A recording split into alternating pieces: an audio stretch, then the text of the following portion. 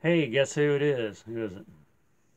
It's her and me, and we're here for a record store day experience video, I guess, for the lack of a better way to say it. I'm going to show you all the things that I picked up and go to her channel and check out her video she just uploaded, Vintage Owl, of her record store day experience. She does more talking in her video, and I do more talking in mine because I don't know why. It just seems to work out like that. But anyway, I'm going to show everything I got here and try to not make this video last forever and a day, but you know, it just might do that. Okay, Penny. First thing I want to show here is a record that I was contemplating on getting, and I didn't know for sure if I was going to see it or get it if I did see it. It's Live at Royal Albert Hall, Tiny Tim, and this is the deluxe double album, and I think I have the original of this. And the original was one album, and this one's, if it's the same one I'm thinking of, this one's totally different altogether. It's a different cover, it's a different track listing. Obviously it's got more songs on it since it's a double album, and I won't show you both albums because they're both the same, but we'll show you one here if it can cooperate with me. It's got this on with it, with this, just, you know, the track listing and instruments and all that good jazz. Sorry, he doesn't like the records. I know he doesn't. There you go, boo. And then the record itself, I want to say, so I didn't want to take that first one out because it was so hard to get it back in. It's on Reprise. Oh, it's colored vinyl. I couldn't remember. It's red, almost translucent, but not completely. I don't know how it shows up on there, but so I was glad to get this because, like I said, I didn't know for sure. I mean, me being a negative thinker, I'm always saying, "Oh, I'm not going to find this. I'm not going to find that," and I really have no complaints this year because I found everything that I was wanting to find, and then some.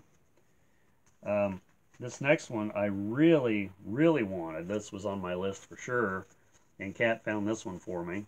This is Kat, by the way.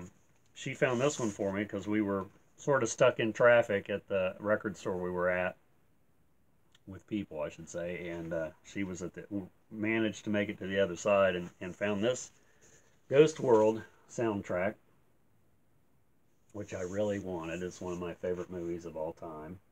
How do you feel about this movie? It's a fantastic movie. And there's the gatefold. Are you just saying that because we're on video, or? No, I really do like it. Well, and besides, we kind of identify with some of the characters too, so. And this one's on blue, sort of translucent too, which it seemed to be a lot of the colored ones that I picked up. I don't know if it's the ones you picked up too. A lot of them seem to be sort of translucent, which is probably no rhyme or reason to that. It's probably just a coincidence. But I don't have this actual CD. I do have the soundtrack on my iPod, but I don't have a CD. I'm trying to remember how I got that, or where I got it, I should say. They're both blue vinyl. I just wanted to make sure. But yeah, if you haven't seen this movie, Ghost World. If you're a record collector, you should see this movie. True. And it's got the opening track, which is from an Indian film. It's great, but every song on here is truly from the soundtrack, and it has I thought, I don't see it right on here, but I thought that R. Crumb did a song in here. Maybe not. I really don't see one. I really thought that he did one with his band, but either way, I was so glad to get a hold of that one. And this one I seen before we actually got to where the record store day releases were. Once we got in the store, I seen this one first right in front of me, but I couldn't get to it, and I knew that this one was probably a lot easier to get because of what I had heard and read that a lot of people had this, and it's never been out in vinyl form. It's been out on CD before. It's Greta Van Fleet from the Fires. This is their double EP, released on Record Store Day on vinyl for the first time. Does that make everything by Greta Van Fleet? Do you have everything now? I have everything that you can possibly have, as far as music-wise. And this is just black vinyl. But I am a big fan. Anyone who watches my channel probably heard me go on about, and a lot of people probably think, who is he talking about? Because they're not like a well-known band, other than the fact that, and I don't want to compare them to anyone else, but, you know, they have been compared to certain bands, and I think that that's understandable to a certain extent, but it's not who they are entirely. It's not who they set out to be. Can I make a comment? You can say anything you want. I think that Greta Van Fleet is a great band, and yeah, they do sound like a certain band that everyone says they do sound like, but they are their own entity, and you should respect them and appreciate them for that. So there. And the next thing I got, this was something that I was pretty excited about when I first heard it was going to be released on Record Store Day. And this is an acquired taste. Some people love it, some people hate it. Captain Beefheart and his Magic Band, Trout Mask Replica. This is a reissue from Third Man Records for Record Store Day, which is a different variant from the Vault one that they had. Sorry, I don't mean to knock you off the thing, but Okay. this is a variant.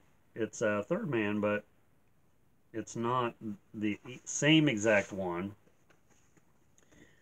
There's a Captain Beefheart. What the heck is that? That's his artwork. Oh. He was an artist, too.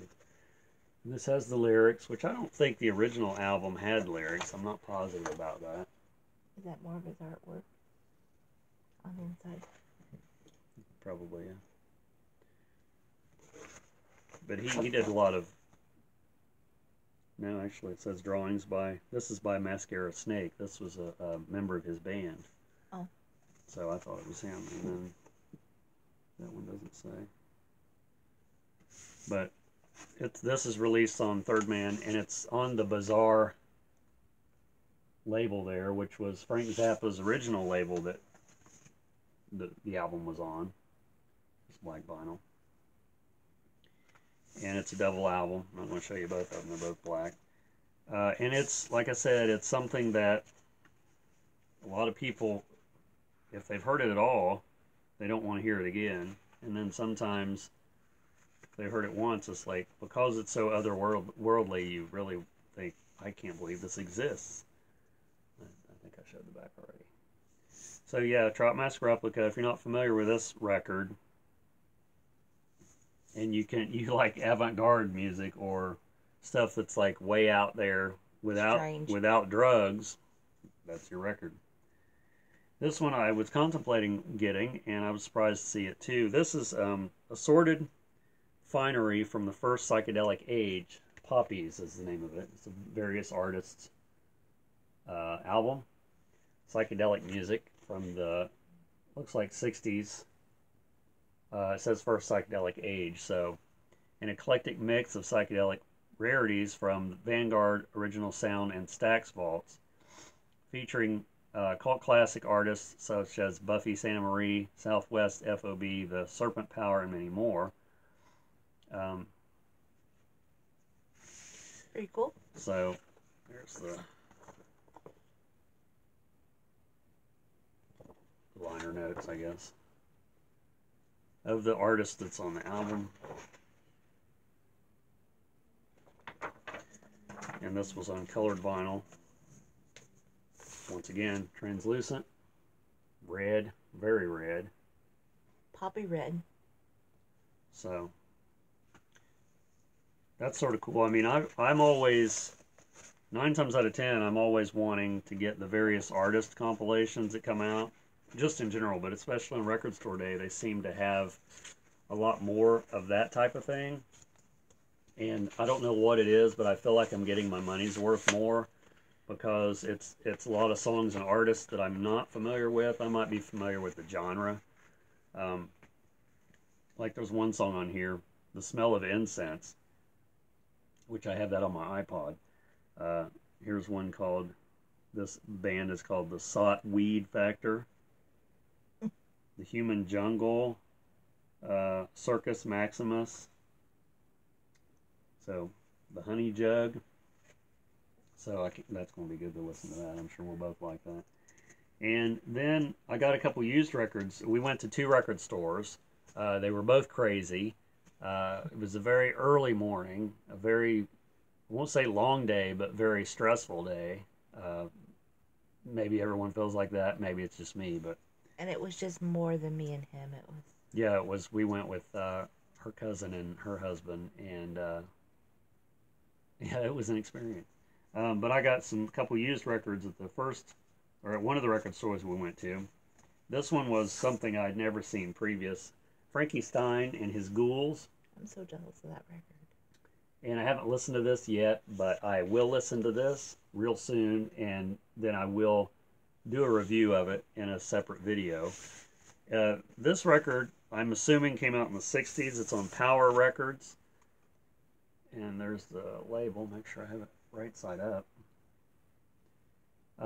I think I've heard one song off of this before. Or I've heard one song from this group. I don't know if it's a song from this specific album. Because I think I have it in a compilation. But I wouldn't know the title right off. But yeah, this is going to be something to listen to for sure. So yeah, I'm really looking forward to that. And all these records I'm showing up to this next one came from Everybody's Records, one of our stores that we talk about a lot that we really like. This one too was something I hadn't seen previous. Question Mark and the Mysterians, 96 Tears. I don't know if this has been reissued or not. And I'm not one of those guys that has to have an original or has to have a reissue. A lot of times, that was a surprise. A lot of times I'll take what I can get because I'm not real picky when it comes to. Is that a British band? I want to say it's an American band, but I'm not 100% on that. 96 Tears was the song that everyone probably knows if you know anything about them. Yeah, a few miles of Detroit. So a lot of good stuff came out of Detroit. They look foreign, that's why I asked. Yeah, they look sort of British, don't they, or something? Which I guess was the look, because you know who started that, one of your favorite bands of all time. That's not true. Because the look is true, but they're not my band. Yeah, well, I was being sarcastic. I know. But yeah, this is cool. I'll have to look to see if that's been reissued or not, just out of curiosity. So I was really happy to get all of that stuff, and just to describe that experience at that record store, we had got there after we had already been to the other one to get in line and do that. I'll talk about that in a second. And we got there right when the doors opened, and it was not a mad rush, it was sort of a standstill to work our way to the record store day stuff. And I'm one of those hurry up and wait type of person. And it was really hard for me to put my mind somewhere else and think, it's fine, you'll get there, there's plenty to choose from. You know, that's just me trying to talk myself into a better state of mind. You know, I at one point, because I was standing there with Heather, and at one point I said, you think screaming will do any good? It might make me feel better. It's not really going to help the situation. But I didn't scream. So on to the stuff that I got at the other record store. We got up at 3 o'clock this morning, and we got to Plaid Room Records, which is in Loveland. I don't know what time, but anyway, we got there early. 5. Was it 5? We got there early to stand in line, because the way they do it is you get in line and you get a number. At a certain time, they issue numbers. and then you go to whatever, and they let so many people in the store at the time based on their number and work their way through like that. So we thought, well, we probably have time to make a run to everybody's because of the times that we had and when they opened and all that kind of stuff. So that's what we did. But then when we came back to Plaid Room, we had just got in the door as they were calling our numbers. So that was just pure luck. Once again, me being Mr. Negative, I'm thinking, oh my God, really? This is too much. It was totally worth it, though. The first thing I got is not a Record Store Day release, but it's something that's been remastered and it hasn't been out forever. This is Pink Floyd, Piper at the Gates of Dawn. That's the record that I've been wanting to get for a long, long, long time. And I passed it up a few times just because, and I passed it up a few times because it was way overpriced. And this one's just black vinyl on a Columbia label. And so now I feel like I have to get their second and third album. Their third album came out on Record Store Day, which is today that I'm making this video. Their third album, Saucer Full of Secrets, and then Obscured by Clouds. Actually, I think Saucers Full of Secrets is the second album, and Obscured by Clouds is the third one. Anyway, I need to get those, and then I'll be caught up. I think I have everything of theirs after that. So that's a good psychedelic album. If you haven't heard that one, you should. It's very different for what most people associate Pink Floyd with. Not the fact that it's psychedelic, but the fact that it's more of a British type sounding album, if that makes any sense. Something else that I bought that I was not a Record Store Day release, but something that, this is one of my favorite movies of all time too, and I really want to watch this again. I haven't watched it in a while. I've passed this soundtrack up several times. High Fidelity soundtrack.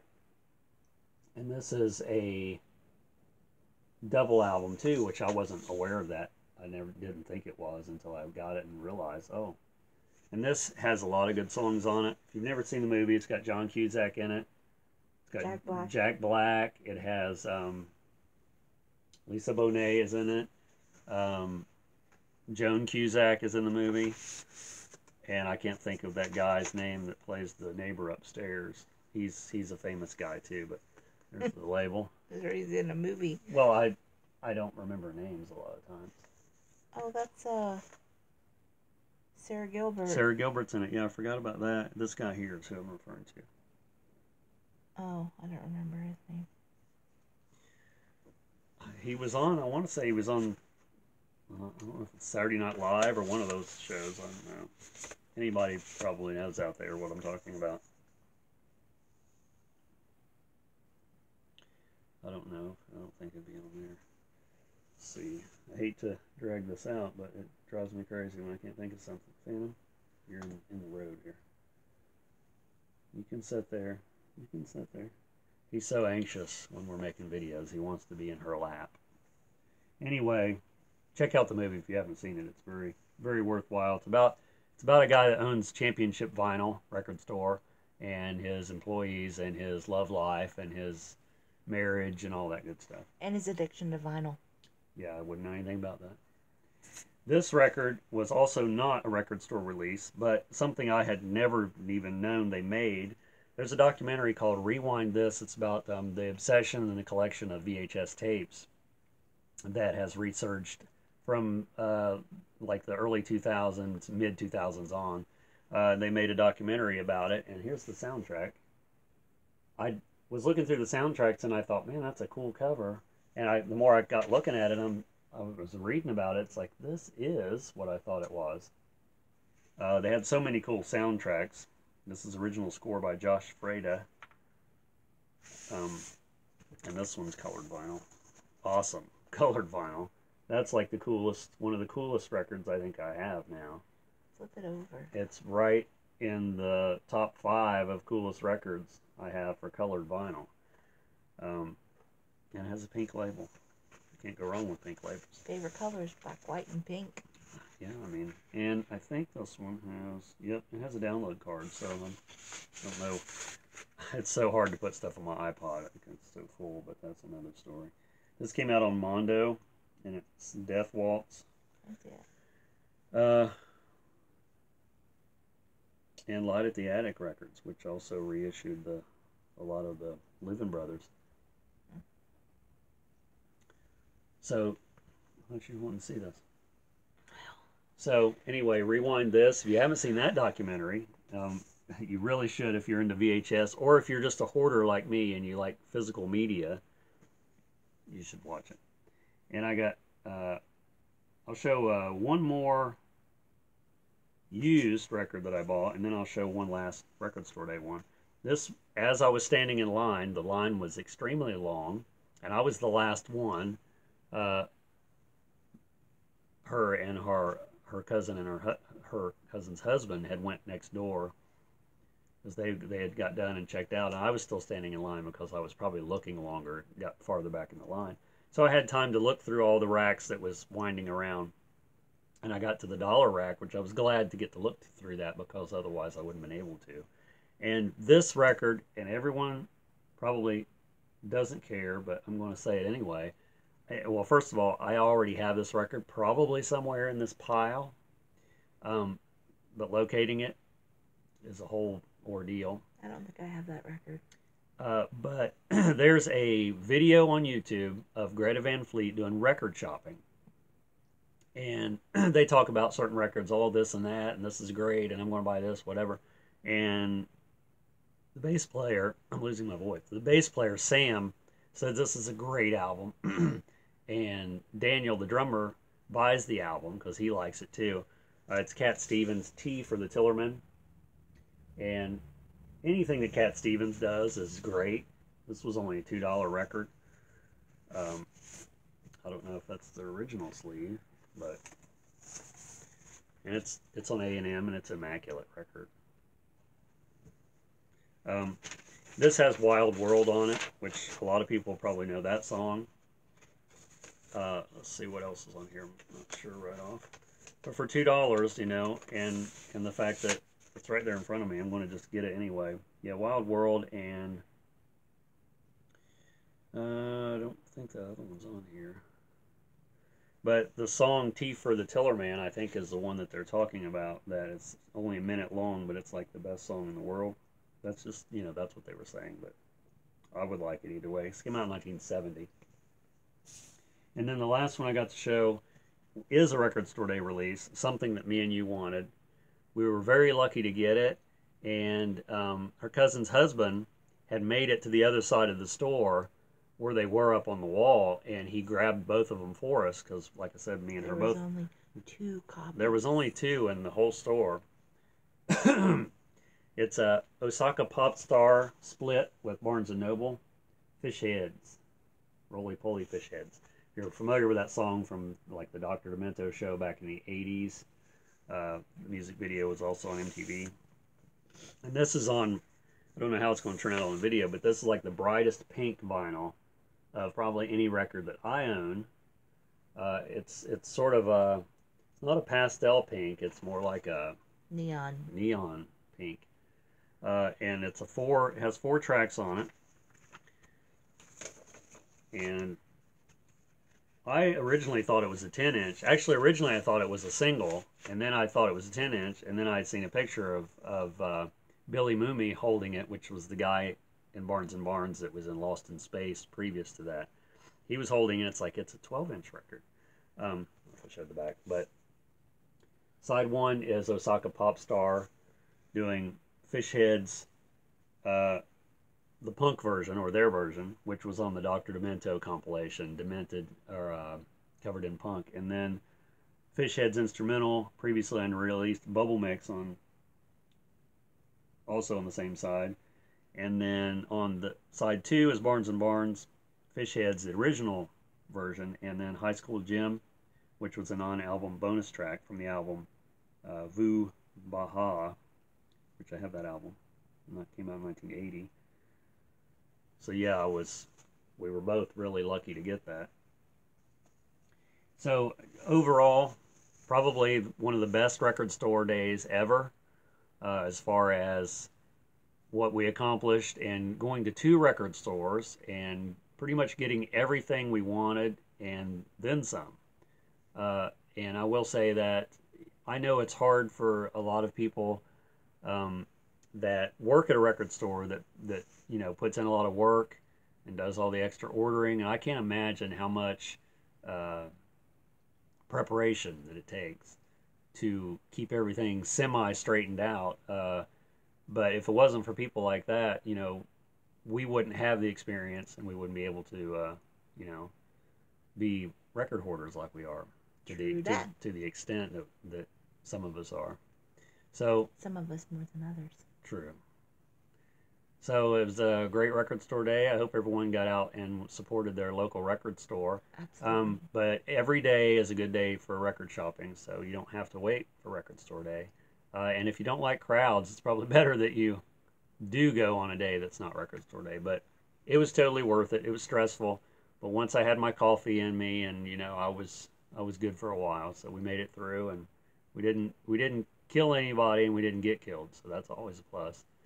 So thanks to Plaid Room Records and Everybody's Records uh, for a, what would you call it, 5-star experience. So we'll see you in the next vinyl update, whenever and wherever that might be. I'm sure Say it'll bye, be here. Fanny. Say bye. He says I ain't worried about that, is he? See ya.